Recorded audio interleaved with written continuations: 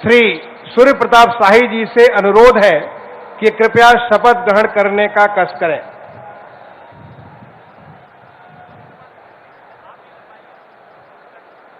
मैं सूर्य प्रताप शाही ईश्वर की शपथ लेता हूं कि मैं विधि द्वारा स्थापित भारत के संविधान के प्रति सच्ची श्रद्धा और निष्ठा रखूंगा। मैं भारत की प्रभुता और अखंडता अक्षुण्ण रखूंगा। मैं उत्तर प्रदेश राज्य के मंत्री के रूप में अपने कर्तव्यों का श्रद्धापूर्वक और शुद्ध अंतःकरण से निर्वहन करूंगा तथा मैं भय या पक्षपात, अनुराग या द्वेष के बिना सभी प्रकार के लोगों के प्रति संविधान और विधि के अनुसार न्याय करूंगा।